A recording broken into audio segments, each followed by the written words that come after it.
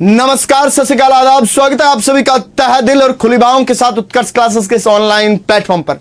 कैसे हो आप लोग? आशा करता हूं कि सब बढ़िया होंगे, सब कुछ अच्छे से चल रहा होगा। अपन पढ़ रहे थे 1857 की क्रांति और अपन ने कल जन विद्रोह समाप्त कर लिए थे। कल मैंने आपको बीकानेर का जन विद्रोह लास्ट पढ़ा दिया था। फिर आज हम बात करेंगे कुछ व्यक्तित्वों के बारे में, उसके बाद अपना टॉपिक समाप्त हो जाएगा और अपन अगले किसान आंदोलन के बारे में पढ़ना शुरू करेंगे। मैं बात करता हूं सबसे पहले तो हम बात करेंगे अमरचंद बांठिया के बारे में।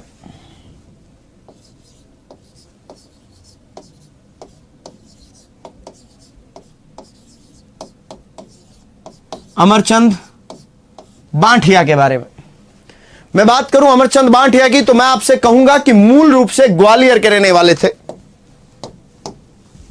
कहां के निवासी थे? ग्वालियर के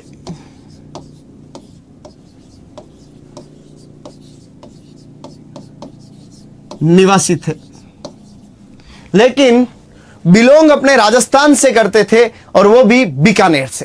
कहां से? बीकानेर से। मूल रूप से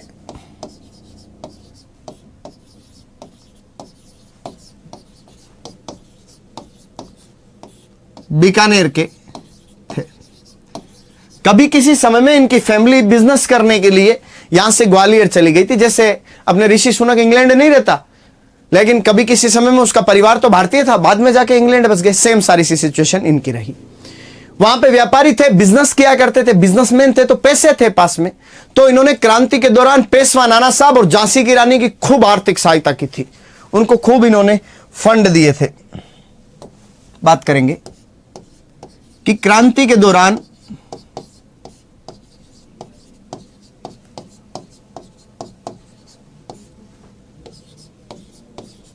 पेशवा नाना साहेब तथा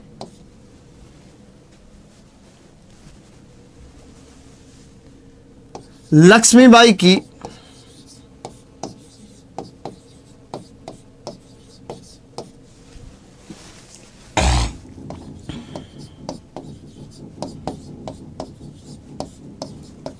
आर्थिक सहायता की। अंग्रेजों को जब पता चला तो अंग्रेजों ने ये काम तो गलत किया और अंग्रेजों ने इन्हें फांसी दे दी।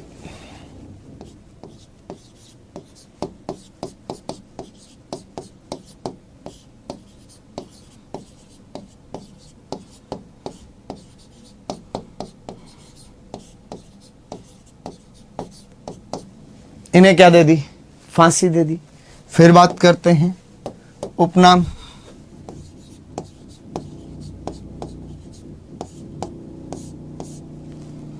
तो मैं कहूं कि इनको क्रांति का भामाशाह कहते हैं।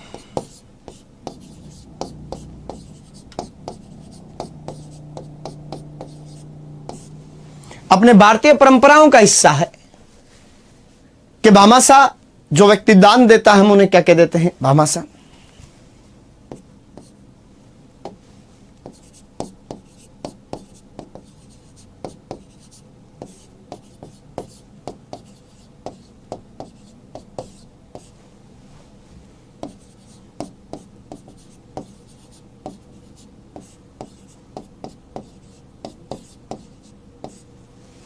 उन्हें राजस्थान की क्रांति का क्या कहते हैं? प्रथम शहीद। इनको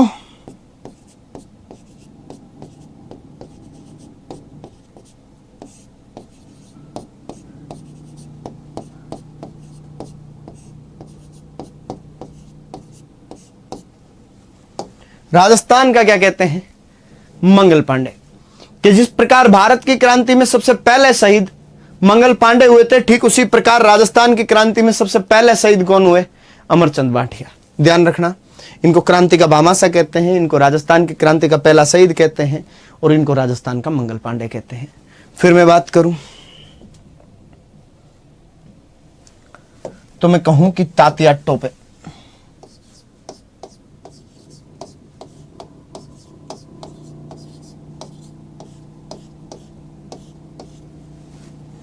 पहली बात तो मैं कहूंगा कि इनका वास्तविक नाम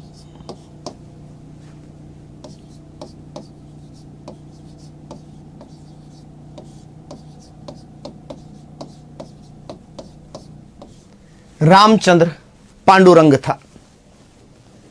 क्रांति हुई तो झांसी की रानी लक्ष्मीबाई और पेशवा नाना साहब की तरफ से इन्होंने भाग लिया था। ध्यान रखना, क्रांति में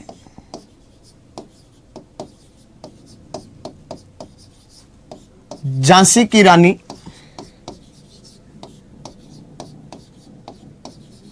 लक्ष्मीबाई तथा पेशवा नाना साहेब की तरफ से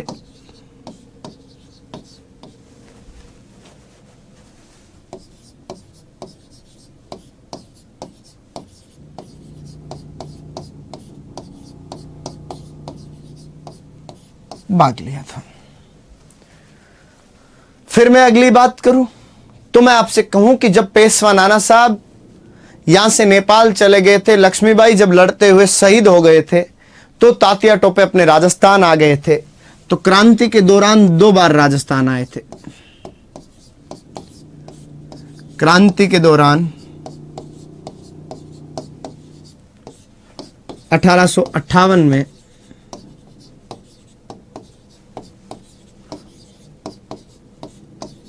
दो बार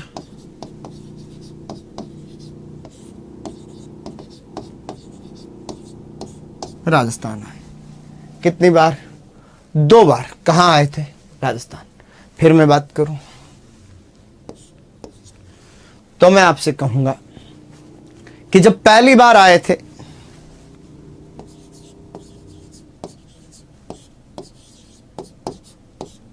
भीलवाड़ा के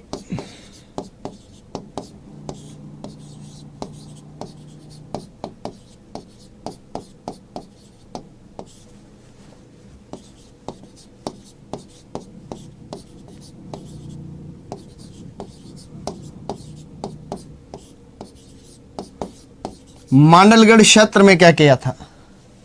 प्रवेश किया था। जब दूसरी बार आए थे तो दूसरी बार बांसवाड़ा में प्रवेश किया।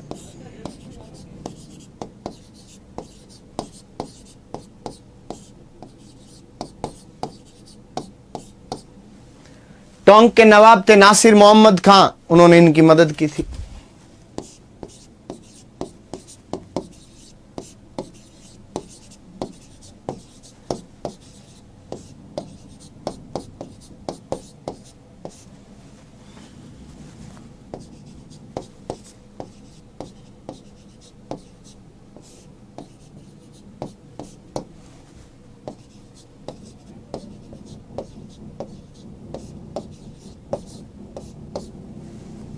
किसने? टोंक के नवाब नासिर मोहम्मद खान ने इनकी क्या कर दी थी? मदद कर दी थी। फिर मैं आगे बात करता हूं। जब यहां पर थे तो कोठारी नदी के पास एक जगह पड़ती है कुआड़ा, कोटा में जगह पड़ती है कुआड़ा। वहां पर अंग्रेज अधिकारी रॉबर्ट्स के साथ एक लड़ाई लड़ी जिसको हम कहते हैं कुआड़ा का युद्ध।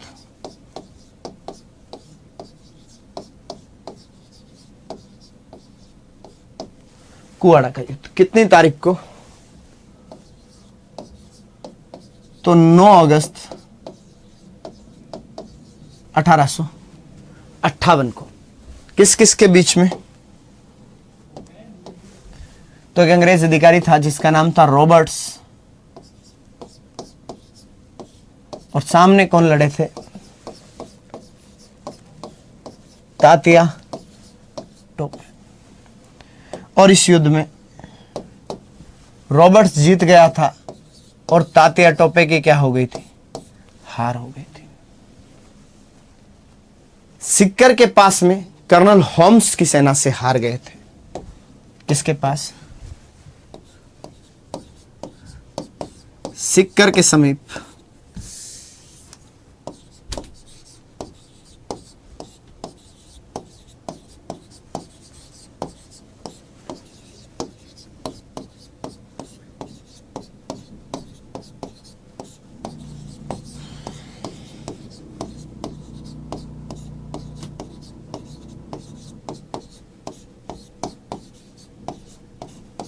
होम्स की सेना से हार गए थे और बीकानेर के राजा सरदार सिंह के सामने सरेंडर किया था। बीकानेर के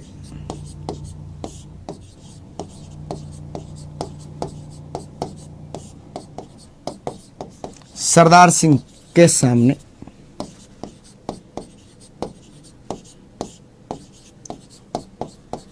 आत्म समर्पण किया। उधर झालावाड़ के एक राजा थे पृथ्वी सिंह, उन्होंने इनके खिलाफ लड़ने के लिए सेना भेजी थी। एक जगह थी रड़ाईता, वहां पर, लेकिन उनकी एक सेना गोपाल पलटन को छोड़ दो, बाकी पूरी सेना ने तात्या टोपे से लड़ने से मना कर दिया था। तो ध्यान रखना, झालावाड़ के राजा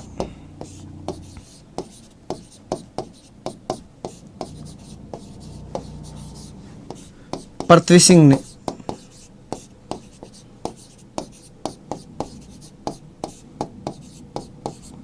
तात्या टोपे के खिलाफ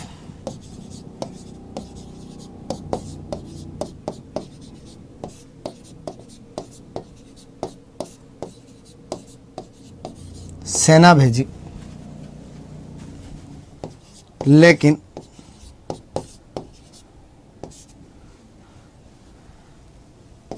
गोपाल पलटन को छोड़कर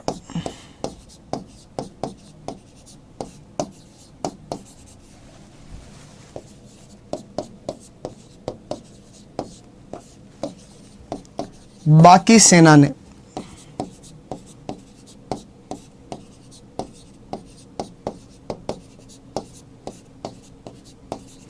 लड़ने से मना कर दिया। सेना भेजी थी, एक जगह थी पलायता, इसका एक और नाम है रड़ायता, इस जगह पर सेना भेजी थी। फिर हम बात करें तो जब गोपाल पलटन को छोड़कर बाकी सेना ने लड़ने से भी मना कर दिया था, तो तात्या टोपे ने झालावाड़ पर अधिकार कर लिया था। बाद में पृथ्वी सिंह से 5 लाख रुपए लिए थे। कितने? 5 लाख। तो ध्यान रखना, तात्या टोपे ने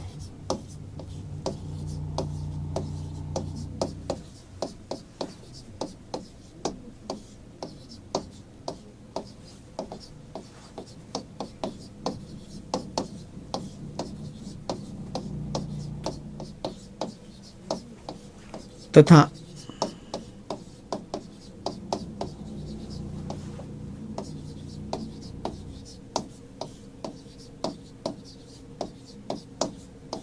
कितना रुपया? 5 लाख रुपए वसूले। फिर आगे बात करूं तो बांसवाड़ा के राजा लक्ष्मण सिंह को हराया और बांसवाड़ा पर अधिकार कर लिया था।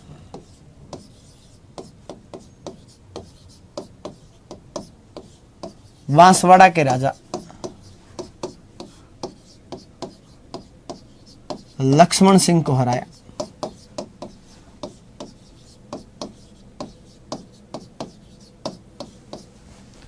और बांसवाड़ा पर अधिकार कर लिया।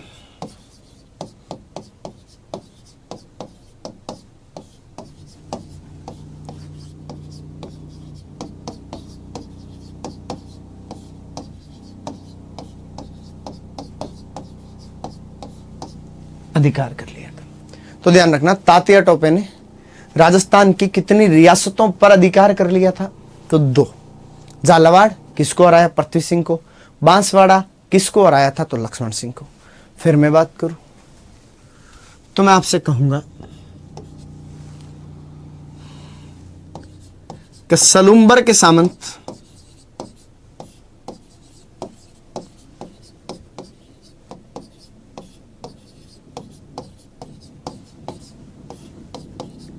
केसरी सिंह तथा कोठारिया के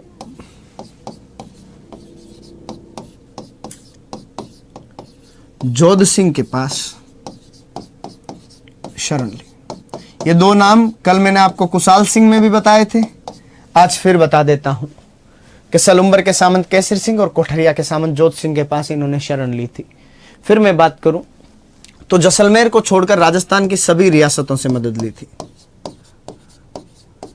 जैसलमेर को छोड़कर राजस्थान की सभी रियासतों से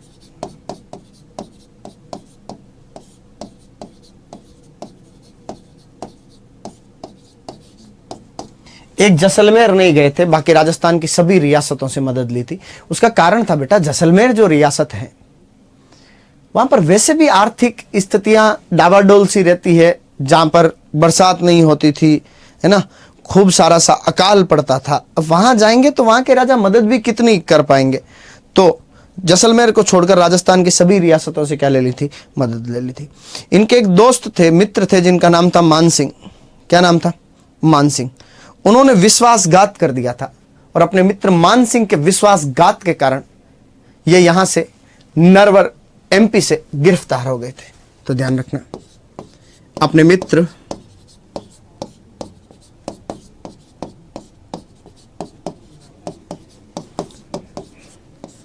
मान सिंह के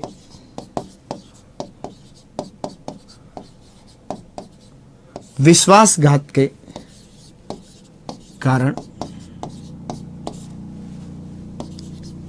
नरवर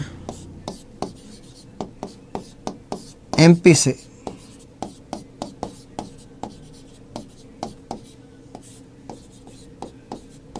गिरफ्तार हुए। जब इनको गिरफ्तार किया गया फिर इनको शिवपुरी एमपी में फांसी दे दी थी 18 अप्रैल 1859 को। तो ध्यान रखना, 18 अप्रैल 1859 को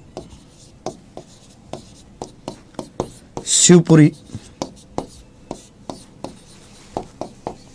एमपी में फांसी दी गई। मध्य प्रदेश में जगह थी शिवपुरी। फिर मैं बात करूं तो मैं आपसे कहूंगा कि सिक्कर का एक सामंत था, उसने तात्या टोपे की मदद की थी, तो सिक्कर के सामंत को भी फांसी दे दी गई थी। इनकी मदद के आरोप में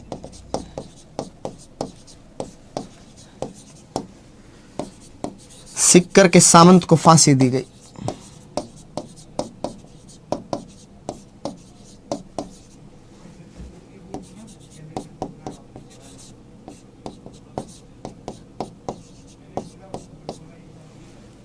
सिक्कर के सामंत को क्या दे दी थी? फांसी दे दी थी। कारण था बेटा कि तात्या टोपे के जो लड़ाई थी वो ज्यादा लोगों को अपने साथ जोड़ रही थी। इस पूरी क्रांति को हम ढंग से देखें तो कुछ ही लोग थे तात्या टोपे जैसे, जो सही में देश के लिए, अपनी आवाम के लिए लड़ रहे थे। बाकी सबके अपने अपने पर्सनल एम्बिशन थे, सबके अपने अपने व्यक्तिगत हित थे। झांसी की रानी लक्ष्मीबाई को अपने बेटे को राजा बनाना था, पेशवा नाना साहब को पेंशन चालू करानी थी, बेगम हजरत महल के पति वाजिद अली शाह को हटाकर बंगाल भेज दिया था। उन सबकी अपनी अपनी नाराजगी थी, लेकिन एकमात्र आदमी जो देश के लिए लड़ रहा था वो हमें तात्या टोपे नजर आता है। तो सिक्कर के सामंत को फांसी दे दी। अब सामंत था कौन, इसकी हमें कोई जानकारियां नहीं है। कोई बात नहीं बेटा, मैच वैच होते रहते हैं, टाइम चेंज नहीं कर सकते। मुझे जो टाइम मिल रहा है उसमें क्लास ले रहा हूँ, कोई चिंता मत कीजिए, पढ़िए आप अच्छे से। एक दो बच्चों को किसी को दिक्कत होती है तो बाद में रिकॉर्डेड देख लिया करो, कोई दिक्कत नहीं है ना।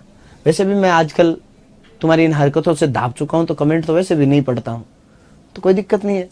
डाउट तो मैं बता ही देता हूँ मैं, और चीज़ें अपने 2 घंटे बाद देख लिया करो या पहले देख लिया करो, क्या फर्क पड़ता है।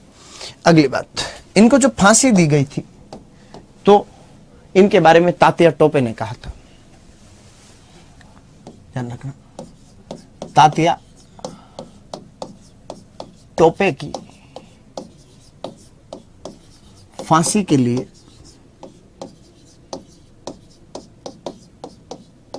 सोवर्स ने कहा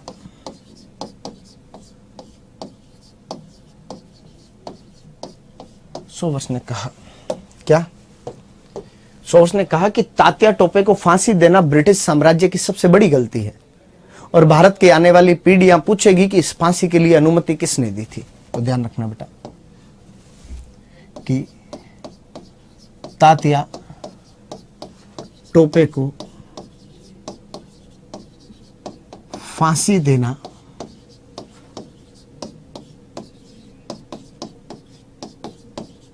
ब्रिटिश साम्राज्य की सबसे बड़ी गलती है और आने वाली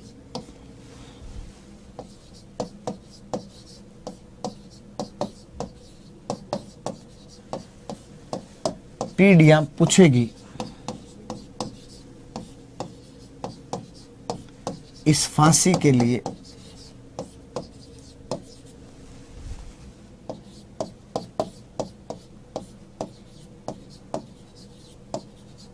अनुमति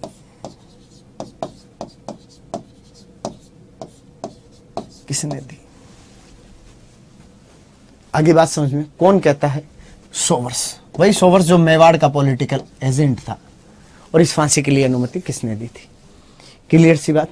फिर हम बात करते हैं क्रांति के संबंधित एक आदमी और थे जिनका नाम है सलुम्बर के सामंत केसरी सिंह और कोठरिया के सामंत जोध सिंह।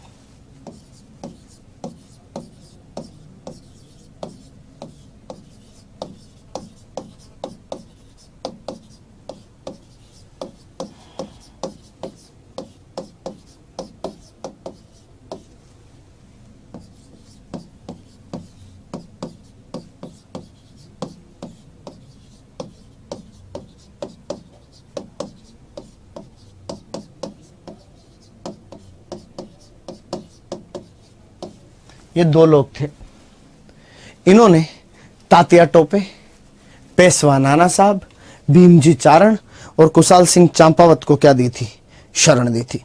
ध्यान रखना बेटा, सबसे ज्यादा इन लोगों का काम था क्रांतिकारियों की मदद करना और उन्हें क्या देना? शरण देना। आगे बात समझ में तो बात करेंगे। इन्होंने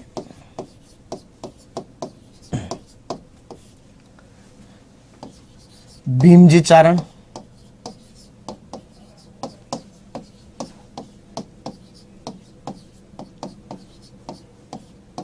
पेशवा नाना साहेब,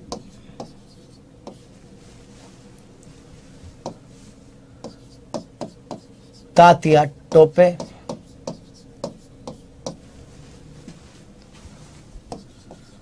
कुशाल सिंह चंपावत को शरण दी। कुशाल सिंह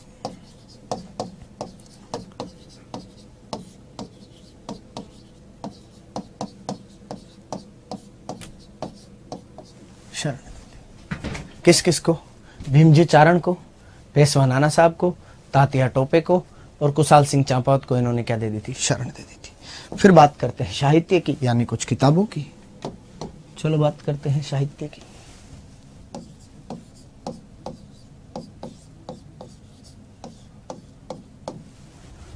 तो एक व्यक्ति हुए थे जिनका नाम था नाथुराम खड़गावत। एक किताब लिखी थी, Rajasthan role in struggle of 1857। कौन सी किताब? किताब थी राजस्थान और role in struggle of 1857।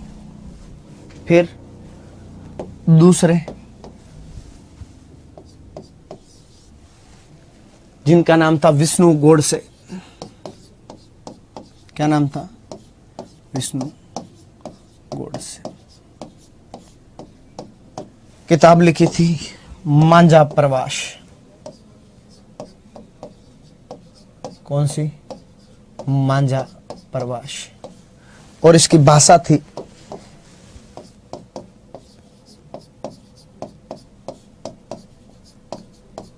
Marathi. कौन सी भाषा में? मराठी भाषा में एक किताब लिखी गई थी, जिस किताब का क्या नाम था बेटा? मांझा प्रवास। फिर मैं बात करूं आपसे तो मैं आपसे कहूंगा कि अपने 1857 की क्रांति का टॉपिक हो गया फिनिश। अब हम बात करना शुरू करेंगे राजस्थान के किसान आंदोलनों के बारे में। किसके बारे में? राजस्थान के किसान आंदोलन। हम बात करें किसान आंदोलनों की, तो राजस्थान में सबसे पहला किसान आंदोलन कौन सा हुआ, उसकी बात करेंगे। राजस्थान का सबसे पहला किसान आंदोलन।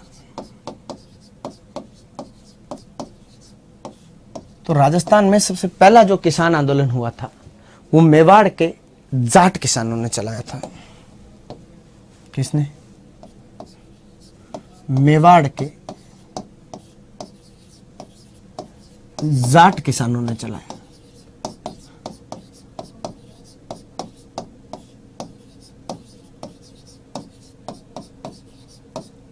खालसा क्षेत्र में जाट किसान थे और उन खालसा क्षेत्र के जाट किसानों द्वारा चलाया गया यह आंदोलन। फिर हम बात करें इस आंदोलन की शुरुआत 1880 में। कहां से? तो एक जगह थी मातृकुंडिया। कौन सी जगह? मातृकुंडिया। रासमी तहसील चित्तौड़गढ़ में जगह पड़ती है बेटा। कहां पर? रासमी चित्तौड़गढ़।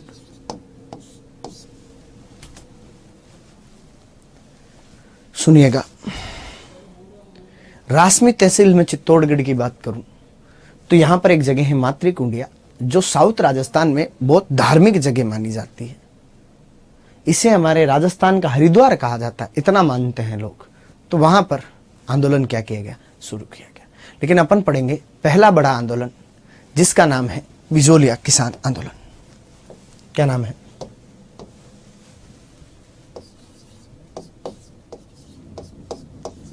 बिजोलिया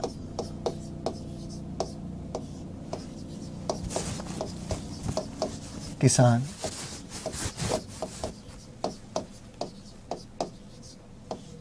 आंदोलन। राजस्थान का सबसे बड़ा आंदोलन है। आंदोलन जब भी मैं पढ़ा रहा हूं तो ध्यान रखना बेटा, मैं पहले आंदोलन में जो कारण समझा दूंगा, आगे अगर सेम कारण रिपीट होता है, जैसे लाटा कुंता हो गया, बेगार हो गया, वो मैं अगले के आंदोलन में आपके लिए वापस एक्सप्लेनेशन नहीं करने वाला हूं। समझना बिजोलिया को। तो बिजोलिया राजस्थान के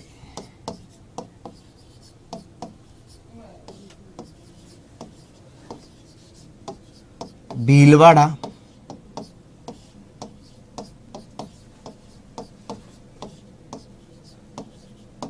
जिले में स्थित है। कहां पर है जगह? राजस्थान के भीलवाड़ा जिले में। फिर मैं बात करूं तो मैं आपसे कहूं कि जो बिजोलिया किसान आंदोलन है, ये मेवाड़ का प्रथम श्रेणी ठिकाना है। मैंने आपको पहले भी बता दिए थे कि मेवाड़ में 16 प्रथम श्रेणी ठिकाने थे, जिसमें से एक ठिकाना था बिजोलिया। 16 कौन कौन से? जैसे तरण झाला, तरण पूर्बिया, 4 चुंडावत, 2 सक्तावत, 2 राठौड़, 1 सारंग देवत, 1 परमार। तो जो परमारों का ठिकाना है वो कौन सा है? बिजोलिया। प्रथम श्रेणी ठिकाने का मतलब है मेवाड़ में ठिकानों को इनकम की श्रेणी के आधार पर 3 भागों में बांटा गया था।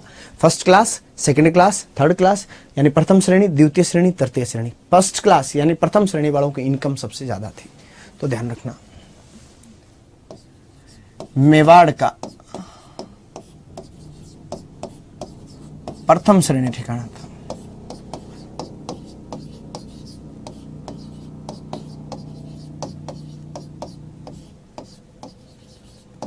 कुल कितने हुए? टोटल कितने थे? 16। फिर मैं बात करूं आपसे तो मैं आपसे कहूंगा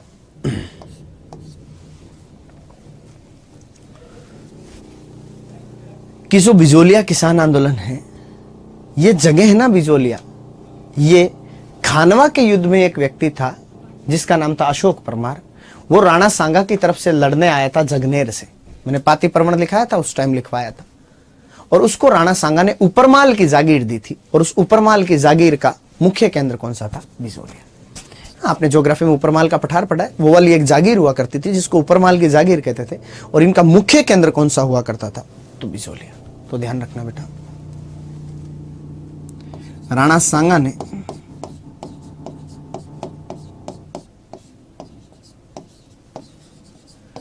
खानवा के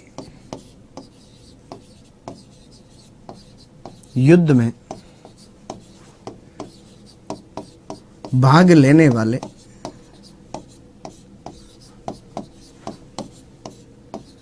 अशोक परमार को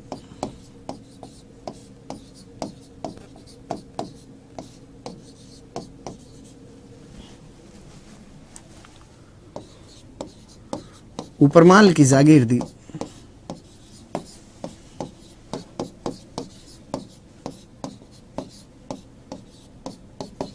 जिसका मुख्य केंद्र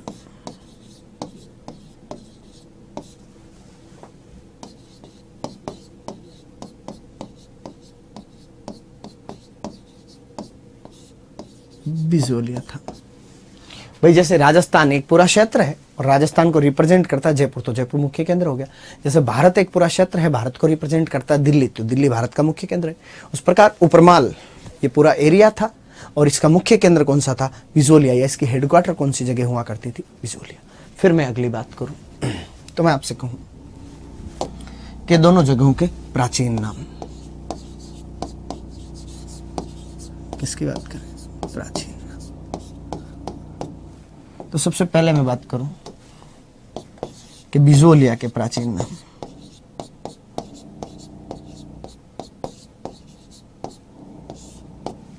तो बिजोलिया का प्राचीन नाम था विजयावल्ली। क्या नाम था? विजयावल्ली। दूसरा मैं कहूं कि उपरमाल, तो उपरमाल का प्राचीन नाम था उत्तमाद्री। क्या नाम था? उत्तमाद्री। मैंने आपको जब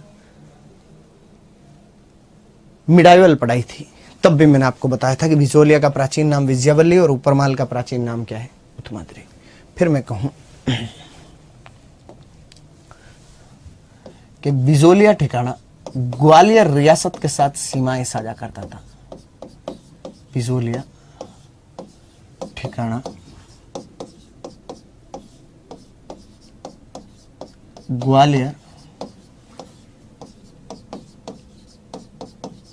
रियासत से सीमाएं साझा करता था। क्लियर सी बात। फिर मैं कहूं ग्वालियर रियासत के साथ सीमाएं साझा करने का मतलब हुआ कि मेवाड़ का बॉर्डर वाला एरिया था, उधर से ग्वालियर रियासत शुरू हो जाया करती थी और इधर से मेवाड़ शुरू होता था। तो मेवाड़ के बॉर्डर पे जो ठिकाना था वो कौन सा था? बिजोलिया। फिर मैं बात करता हूं तो मैं कहूं कि यह आंदोलन धाकड़ जाति के किसानों ने चलाया था। यह आंदोलन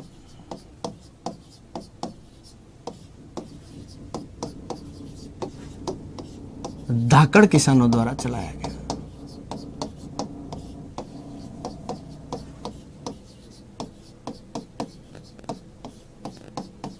धाकड़ एक जाति होती है उधर एमपी और राजस्थान के बॉर्डर वाले एरिया में, यानी मेवाड़ नीमच के उधर। फिर मैं बात करूं तो मैं कहूं जिस समय ये आंदोलन प्रारंभ हुए थे उस समय मेवाड़ के महाराणा कौन थे? बात करते हैं।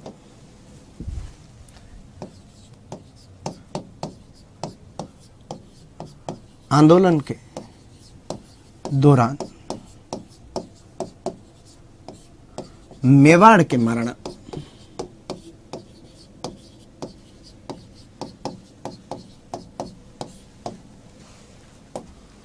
तो मैं आपसे कहूंगा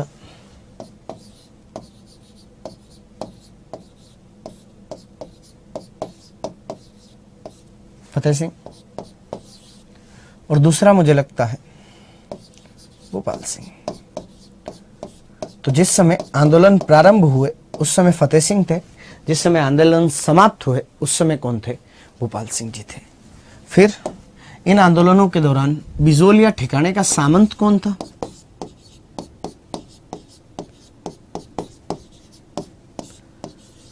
बिजोलिया का सामंत कौन था? तो मैं कहूं बिजोलिया में 3 सामंत थे। आंदोलन प्रारंभ हुआ तब सामंत था कृष्ण सिंह,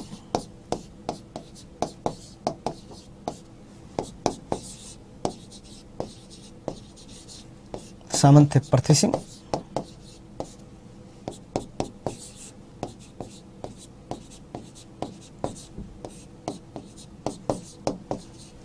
तीसरे सामंत थे केसरी सिंह। क्लियर सी बात? पानी पी लेता हूं मैं 2 मिनट।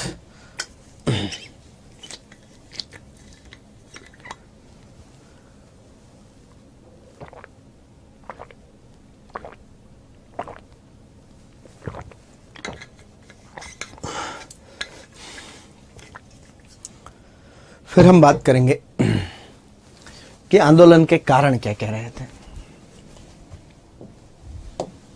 किसकी बात करें हम? तो हम कहेंगे आंदोलन के कारण।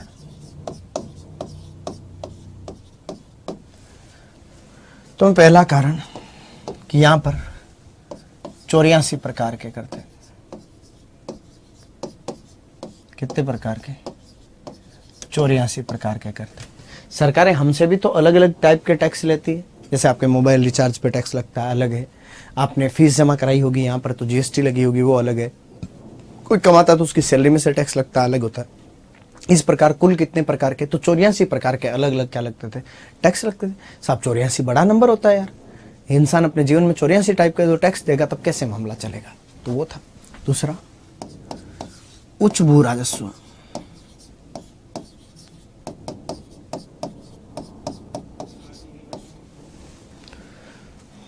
तो मेवाड़ रियासत के अंदर पहले जो टैक्स लगता था वो टैक्स था बेसिकली 2/5। कौन सा टैक्स? 2/5। अब उसको इंक्रीज करके इन्होंने 1/2 कर दिया था। क्या कर दिया था? 1/2 कर दिया था। तो टैक्स ज्यादा था, है ना? तो ध्यान रखना ये वाली बात, है ना, कि टैक्स लगभग आधा हो गया था यहां पर, तो इससे दिक्कतें हुई। फिर बेगार।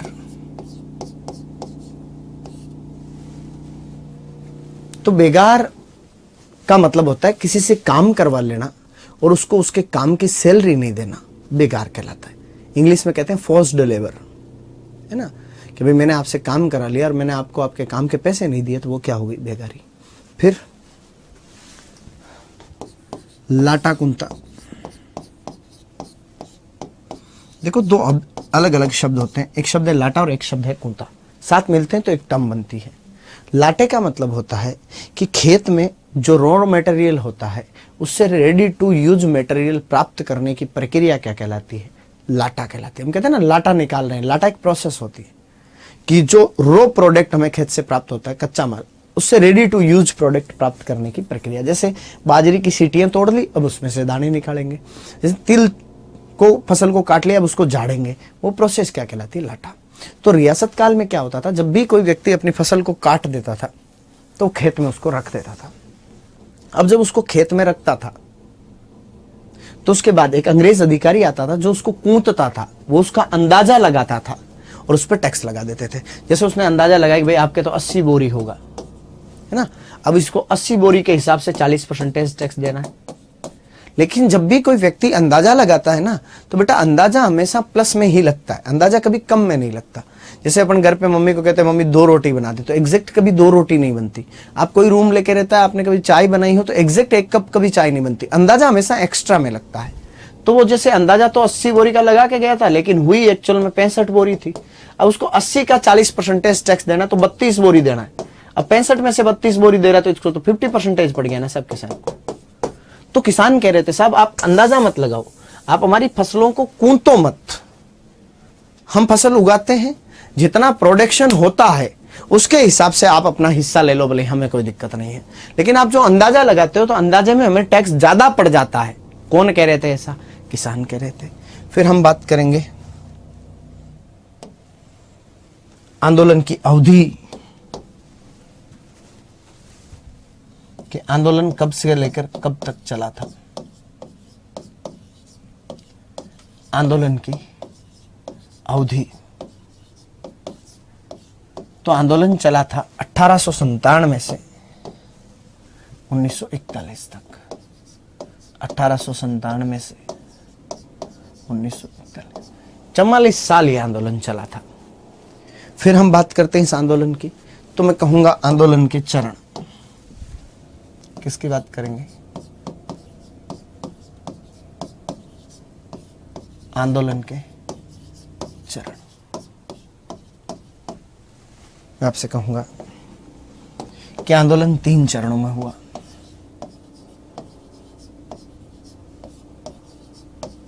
प्रथम चरण,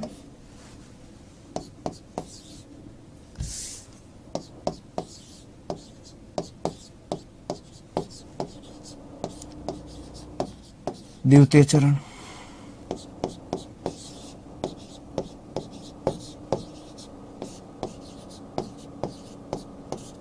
तृतीय चरण।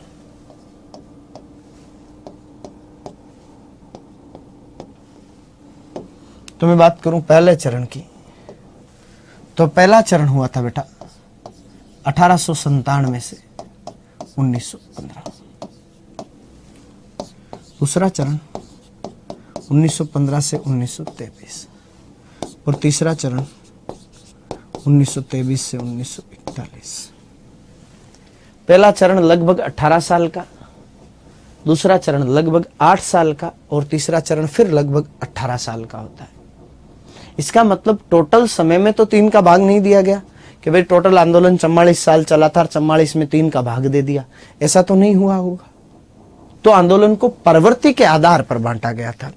जैसे जो पहला चरण है उसमें आंदोलन पनप रहा था, आंदोलन प्रारंभ हो रहा था और पहले चरण में जितने भी नेता थे वो सारे स्थानीय नेता थे, है ना। तो जो पहला चरण था वो आंदोलन के उदय का काल था, यह आंदोलन की राइजिंग फेज थी, आंदोलन पनप रहा था। फिर यहां पर आंदोलन चलाने वाले जितने भी लोग थे वो सारे लोकल लीडर थे। सारे कौन थे? स्थानीय लोग थे। फिर मैं बात करूं द्वितीय चरण, तो मैं कहूं आंदोलन का चरम काल था। इस समय आंदोलन अपने पीक पे था, आंदोलन सबसे प्रभावशाली इसी समय हुआ था। यह आंदोलन का प्रभावी काल कह सकते हो आप। फिर मैं बात करूंगा तो मैं आपसे कहूं कि यह आंदोलन की जो फेज थी, सेकंड फेज, वो राष्ट्रीय नेताओं ने चलाई थी। तो पहले में सारे स्थानीय नेता थे, लोग से ज्यादा बेहतर लिख सकता हूं, स्थानीय नेता।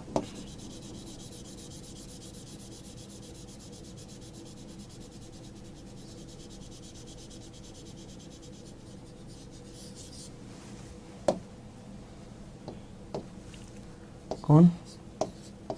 स्थानीय नेता। और सेकंड फेज राष्ट्रीय नेता ने चलाई थी।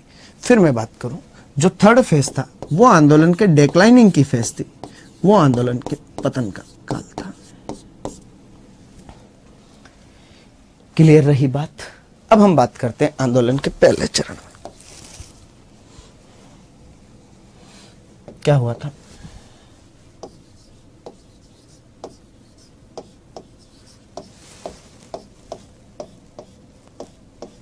प्रथम चरण, तो बिजोलिया ठिकाने में एक गांव था गिरधरपुरा। वहां पर एक किसान थे गंगाराम जी धाकड़। उनके पिता की डेथ हो गई थी, तो उनके पिता का मृत्यु भोज का कार्यक्रम चल रहा था। किसका? मृत्यु भोज का कार्यक्रम चल रहा था। तो वहां पर किसान एकत्र हुए। तो ध्यान रखना, गिरधरपुरा में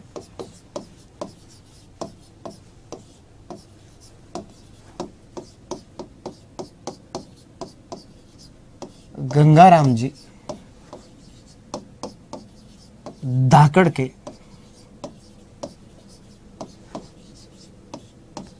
मृत्यु भोज में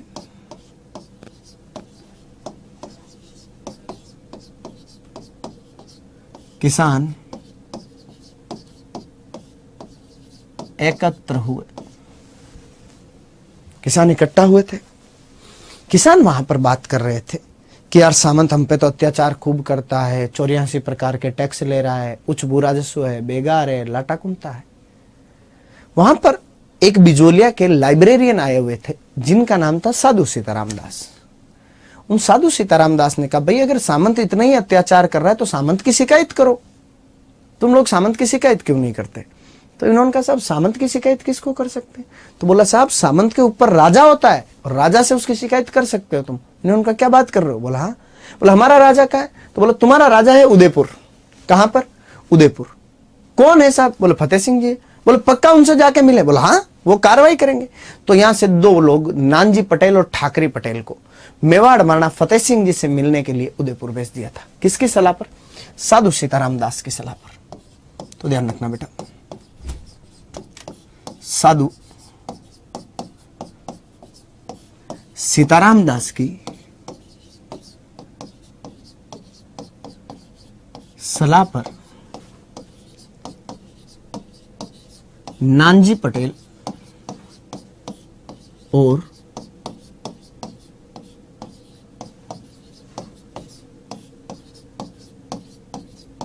ठाकरे पटेल को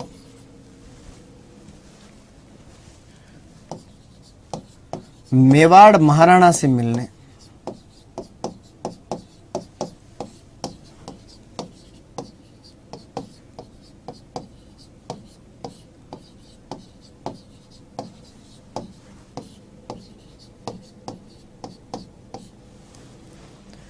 उदयपुर भेजा।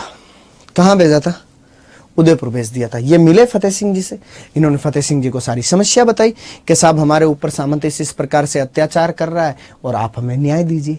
लेकिन बेटा कोई भी व्यक्ति किसी से गुस्सा होकर भी तो शिकायत कर सकता है, ऐसे उस पर डायरेक्ट कार्रवाई थोड़ी की जा सकती है। तो फतेह सिंह जी ने कहा, साहब बिल्कुल आपकी बात सुनी जाएगी, मैं एक बार वहां के मामले की जांच कराऊंगा। तो फतेह सिंह ने जांच करने के लिए हामिद को भेजा। तो ध्यान रखना, रियासत ने जांच करने हेतु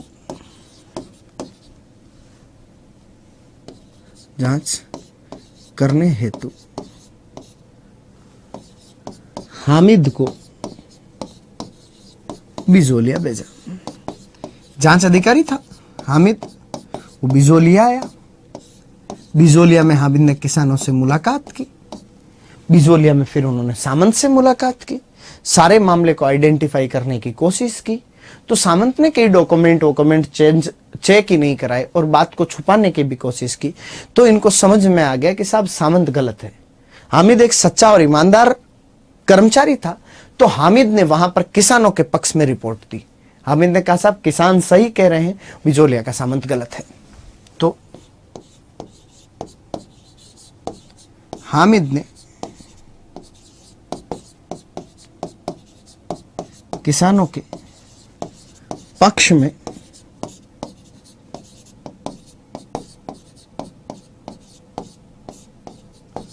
रिपोर्ट दी। अब किसानों के पक्ष में हामिद क्या दे देता है? रिपोर्ट दे देता है। बहुत बढ़िया बात है। लेकिन एक बार के लिए यहां मामला शांत हो गया, क्योंकि 1899 के आसपास छपनी अकाल पड़ गया था। 1897 में शुरू हो रहा है, 99 में छपनी अकाल पड़ गया था। और सामंत ने किसानों को थोड़ी बहुत टैक्स में छूट दे दी थी, एक प्रकार से लॉलीपॉप दे दी थी किसानों को। किसानों को लगा बेचारा ठीक आदमी है, कभी कभी गलती हो जाती, और किसानों ने यहां पर शांति कर ली। लेकिन पहला फेज वापस भड़क गया। उसका कारण था बेटा चौरीकर। कौन सा कारण था? चौरीकर। सामंता कृष्ण सिंह, उसने कहा, साहब आज के बाद किसी के घर में भी अगर चमरी लगेगी तो उसको एक टैक्स देना पड़ेगा। तो बेटा चमरी किसके घर में लगेगी? जिसके घर में बेटी होगी, उसके घर में ही क्या लगेगी? चमरी लगेगी। यानी लड़कियों के विवाह पर एक टैक्स लगा दिया जिसको चौमरी कर कहा जाता है। कई किताबें 5 रुपए लिखती है, कई किताबें 13 रुपए लिखती है, तो ध्यान रखना। सामंत कृष्ण सिंह द्वारा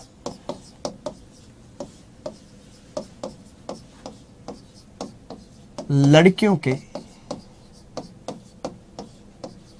विवाह पर लिया जाने वाला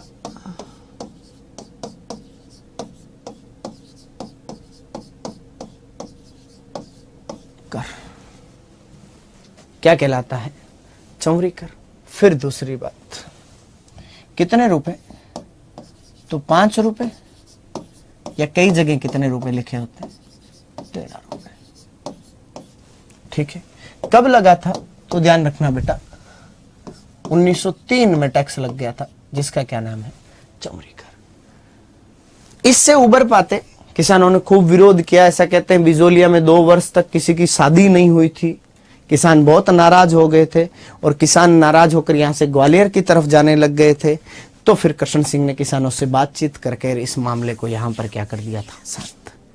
लेकिन एक बार फिर मामला भड़क गया जब लगा तलवार बंधाई कर।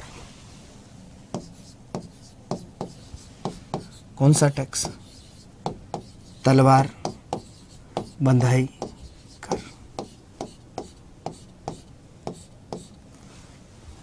क्या होता है पहले उसकी बात करते हैं। कृष्ण सिंह की मौत हो गई थी तो उन्होंने एक बेटे को गोद लिया था जिसका नाम था पृथ्वी सिंह। पृथ्वी सिंह नया सामंत बना था और रियासतों में एक सिस्टम होता था कि जब भी कोई नया सामंत बनेगा तो वो राजा को एक टैक्स देगा, जिस टैक्स को तलवार बंधाई कर कहा जाता था। कि जब भी कोई नया सामंत बनेगा तो राजा को टैक्स देगा। एक प्रकार का नवीनीकरण शुल्क है कि मेरे पिता वाली जागीर मेरे नाम कर दो, या एक प्रकार का उत्तराधिकार शुल्क है कि मेरे पिता की जो प्रॉपर्टी है उसका उत्तराधिकारी मैं हूं, मुझे यहां का क्या बनाओ? सामंत बनाओ। तो क्या है? नए सामंत द्वारा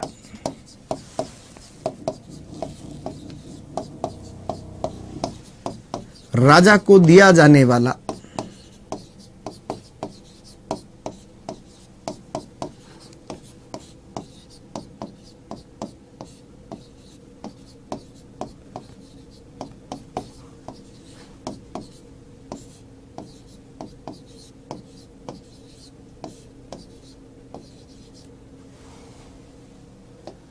उत्तराधिकार शुल्क या नवीनीकरण शुल्क।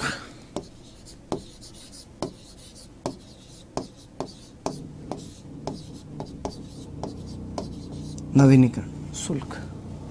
फिर मैं बात करूं तो मेवाड़ में इसे तलवार बंदाई या नजराना कहते थे। मेवाड़ में इसे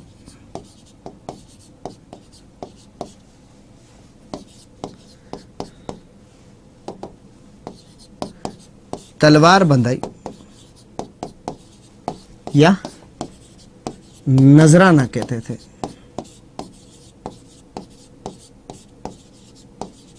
मारवाड़ रियासत में से हुक्मनामा या पेशकशी कहते थे।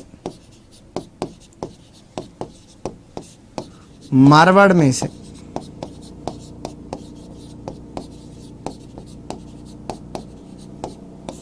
हुक्मनामा या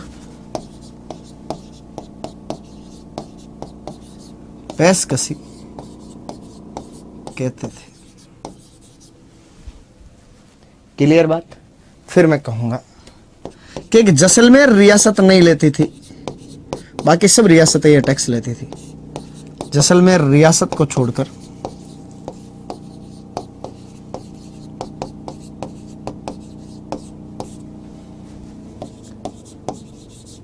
सभी रियासत यह कर लेती थी। सिर्फ जैसलमेर वाले नहीं लेते थे। उसका कारण था बेटा, जैसलमेर की कोई इतनी ज्यादा इनकम भी नहीं थी, तो जैसलमेर के सामंतों से फिर लिया ही क्या जाए।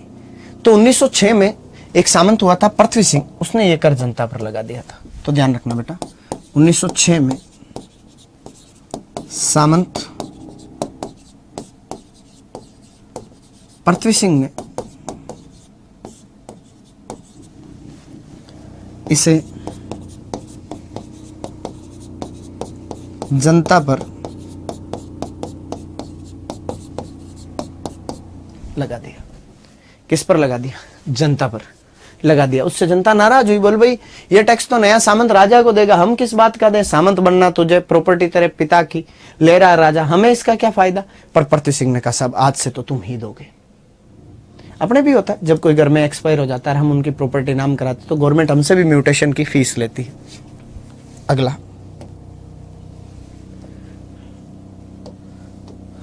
तो मैं बात करूंगा कि पहले फेज के कुछ अन्य नेता।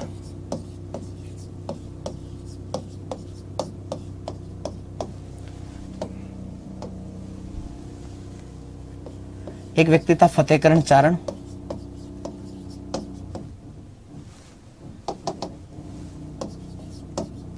फतेहकरण चारण। एक व्यक्ति था ब्रह्मदेव और एक व्यक्ति था प्रेमचंद बेल। तो बिजोलिया के सामंत ने ब्रह्मदेव और प्रेमचंद को तो निष्कासित कर दिया बेटा, इन दोनों को तो निष्कासित कर दिया कि आज के बाद तुम दोनों बिजोलिया में दिखन मत जाना। विरोध कर रहे थे तो उन्होंने उन दोनों को वहां से निकाल दिया था। साधु सीताराम दास को भी पुस्तकालय की नौकरी से निकाल दिया।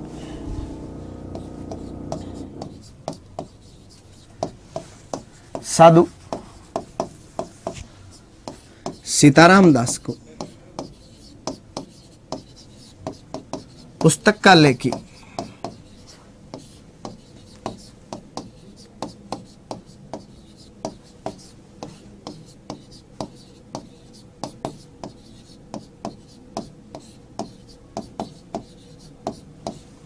नौकरी से क्या कर दिया था? निकाल दिया था। दो बातें ध्यान रखना। पहले चरण में किसानों में सामंत विरोधी भावना आई कि साहब हमें सामंत का विरोध करना चाहिए और राजा से जब शिकायत करेंगे तो राजा सुनेगा। कम से कम किसान सामंत का विरोध करना सीखे तो थे। तो ध्यान रखना, इस चरण में किसानों में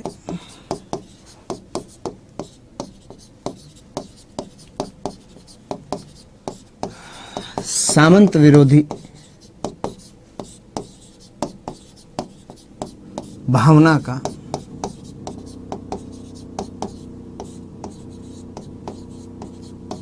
संचार हुआ। क्लियर सी बात कि सामंत का विरोध तो करे कम से कम। दूसरी बात, इसी चरण में किसानों में अपने अधिकारों के प्रति जागरूकता आई। इस चरण में किसानों में अपने अधिकारों के प्रति